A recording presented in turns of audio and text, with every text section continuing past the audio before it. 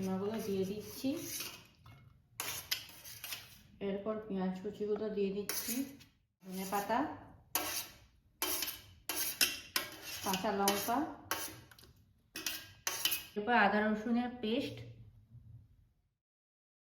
পরিমাণ মতো গুঁড়ো লঙ্কা দিয়ে দিচ্ছি, জিরে গুঁড়ো ধনে গুঁড়ো দিয়ে দিচ্ছি, স্বাদ মতো লবণ, পরিমাণ মতো হলুদও দিয়ে দিচ্ছি, 2 চামচ সাদা তেলও দিয়ে দেব। ভালো করে এগুলো মিশিয়ে নেব।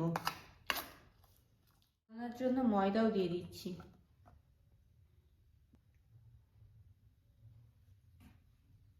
ময়দাতে নুনও দিয়ে দিচ্ছি স্বাদ মতো, সাদা তেল দিয়ে দিচ্ছি। ভালো করে এগুলো মিশিয়ে দেব। হয়ে গেছে, এবার জল দিয়ে এটা মাখিয়ে নেব।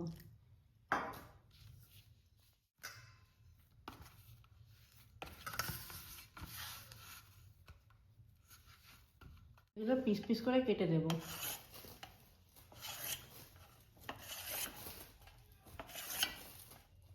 লিচিগুলো বেলে নেব এবারে।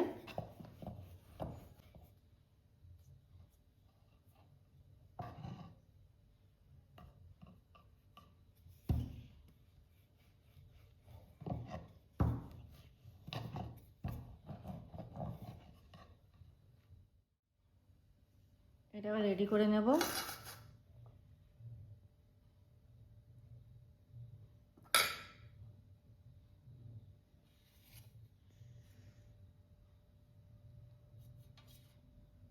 একটা একটা করে বানিয়ে নিচ্ছি। মোমোগুলো আমি রেডি করে নিয়েছি, এরপর স্টিমে দিয়ে দেবো। পরে তেলটা মাখিয়ে নিলাম, সাদা তেল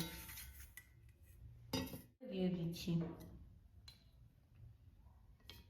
কিন্তু মোমোর শেপ সেভাবে পারি না, তবুও আমি চেষ্টা করেছি আমার মতো করে। সাজিয়ে নিলাম, এরপর দিয়ে দেবো স্টিমে। আগে থেকে আমি গরম করতে বসিয়ে দিয়েছি, দমটা বাড়িয়ে দিলাম।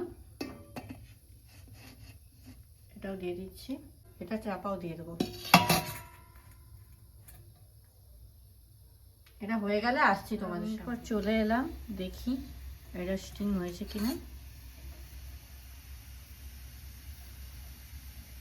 মোমো খাওয়ার জন্য তেলটা প্যানে দিয়ে দিলাম, তেল গরম হয়ে গেছে, এবার একে একে এগুলো দিয়ে দেবো।